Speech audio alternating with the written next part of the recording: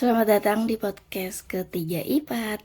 Ya akhirnya aku datang lagi. Sini. Duduk dulu deh sama aku mau cerita sama kalian. Gimana kabar kalian sekarang? Sehat kan? Harus dong, harus sehat. Aduh, suara aku kayak gini banget ya. Tapi hari ini aku mau cerita tentang aku kayaknya mau ngasih tips aja deh buat kalian. Tips sebelum kalian jadi semester akhir. Karena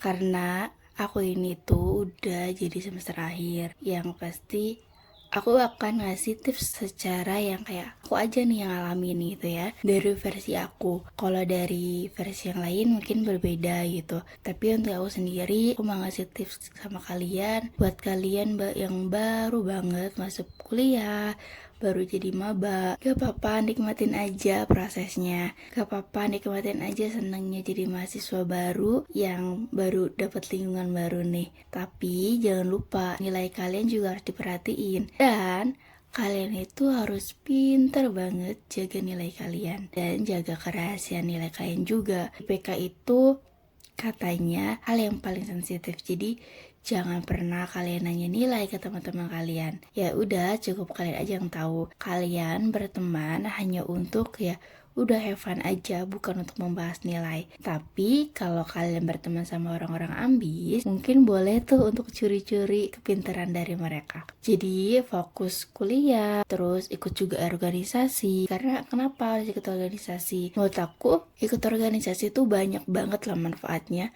Banyak banget loh, kayak kita dapat skill yang sebelumnya kita nggak punya. Kayak aku contohnya, aku ikut organisasi dari semester 1, dari mulai UKM Pecinta Alam sampai semester akhir legislatif, UKM, terus himpunan, eksekutif, semuanya aku ikut.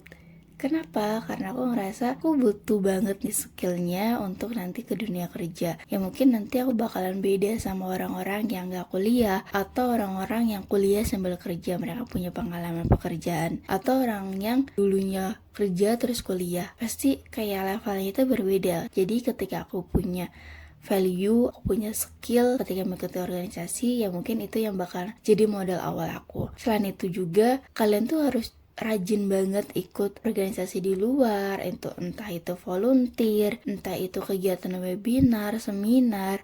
Kalian tuh harus ikut. Karena kenapa harus ikut kayak gitu? Biar aktif, pertamanya biar aktif, biar produktif, terus biar dapat kenalan dari berbagai kampus, terus biar nambah skillnya yang nggak ada di kampus tuh kalian dapet, yang orang di luar sana dapat tuh kalian juga dapet. Pokoknya banyak hal-hal yang agak negatif, yang positif yang harus kalian ikutin. Nah, nanti setelah semester 5, 6 gitu, yang udah lebih menjurus ke program studi kalian jangan ngeluh, aduh ternyata di sini tuh kayaknya aku salah jurusan deh. Stop dulu, itu tuh adalah rintangan kalian. Kalau di awal itu rintangannya mungkin kasir ke pertemanannya, terus kayak materinya yang gak relevan. Nanti pas semester makin atas tuh makin gak kayak masuk akal nih otak gitu. Yang katanya tidurnya tuh cuma 2 jam 3 jam. Sebenarnya hal kayak gitu tuh gak akan terjadi kalau kalian sendiri bisa memanagenya. Kalau kalian sendiri bisa mengatur semuanya. Misal nih, aku dapat tugas, aku sekarang di program studi teknik informatika, yang artinya banyak ngodingnya dong gitu. Nah, kalau dikasih tugas hari ini, kalau malamnya kosong atau malamnya nggak ada kesibukan, udah dikerjain, dicicil. Misalkan hari ini buat codingan bagian backendnya dulu, atau codingan yang A-nya dulu gitu. Pokoknya cicil aja dulu tugasnya gitu. Terus kalian juga bikin deadline bohongan, dalam artian itu bohongan tuh bukan bikin mundur deadline, tapi memajukan deadline. Misalnya deadline tanggal 9, kalian bisa aja gitu bikin deadline tanggal 6. Jadi kalian punya waktu 3 hari. 3 hari itu bisa buat kalian nyantai atau ngerjain tugas lainnya. Bisa juga kalian bisa ngecek dulu nih tugasnya udah bener atau belum gitu. Jadi kalau kalian menunda pekerjaan, ya bikin kalian gak tidur gitu. Nah, terus kalau ujian, aku dapat saran dari guru aku dulu, kalau ujian tuh sebenarnya kita nggak usah belajar apapun. Percaya gak sih dengan kata-kata itu? Jadi kan kalau kalian udah serius belajar gitu sebelum ujian, ngikutin kelasnya, setelah ujian tuh waktunya otak kalian tuh untuk fresh, untuk kayak udah istirahat, besok ujian gitu. Katanya sih gitu. Tapi mungkin setiap orang berbeda. Nggak bahas lagi, kita balik lagi ke semester 5. Nanti semester 5 tuh udah lebih menjurus. Lebih kayak, oh ini loh gitu, jurusan kalian tuh mempelajari ini yang pasti bakal pusing banget. Tapi please jangan down dulu, jangan pusing dulu, jangan nyerah dulu. Kalian harus balik lagi niat awal kuliah itu untuk apa gitu. Ingat orang tua. Terus kalau ngerasa pertemanannya udah mulai menjauh, nggak apa-apa banget.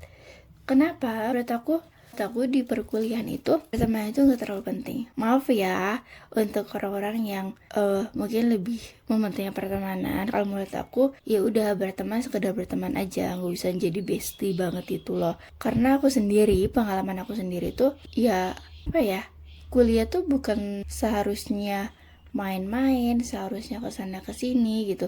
Ya kuliah udah fokus aja kuliah, misalkan ada kegiatan lain ya udah lakuin gitu. Jadi ya bukan berarti kalian nggak boleh berteman, boleh, tapi sewajarnya aja. Nah, nanti kalau udah semester akhir gitu, kalian tuh menurut aku kurangin ngeliat beberapa sosial media yang bahas tentang skripsi yang negatif. Maksudnya negatif gimana? Kayak bikin overthinking kalian gitu. Aduh skripsi susah ya, dosennya kayak gini ya gitu. Semakin kalian ngeliat gitu, semakin banyak kalian lihat, itu bakalan bikin otak kalian itu kayak kedoktrin bahwasanya kalian udah males ngeliat kayak gitu. Jadi kayak ada yang nyemangatin malesnya gitu. Mending kalian tuh pas skripsinya nih lihat orang-orang sukses, biar kalian insecure dalam artian yaitu memacu adrenalin kalian, memacu semangat kalian biar makin semangat gitu ngerjain tugas akhirnya. Artikan ya. Nah, terus kayak ubah mindset pola pikir kalian bahwasanya tugas akhir tuh susah banget, tugas akhir tuh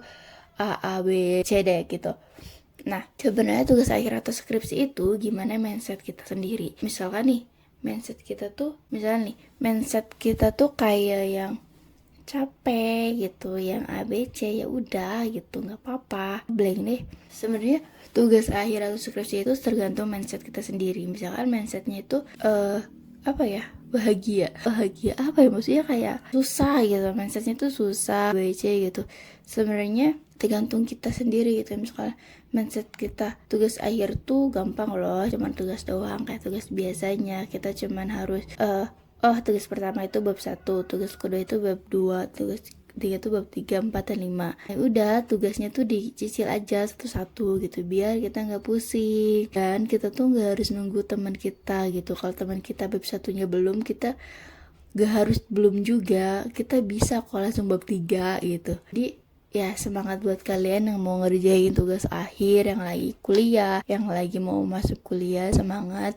Setiap orang itu ujiannya beda-beda, rintangannya beda-beda. Jadi aku mohon ke kalian semua tetap semangat dan selalu jaga kesehatan ya. Segitu aja ceritanya dan next you, bye-bye. Terima kasih ya yang udah mau duduk sama aku dan dengerin cerita aku. Dadah.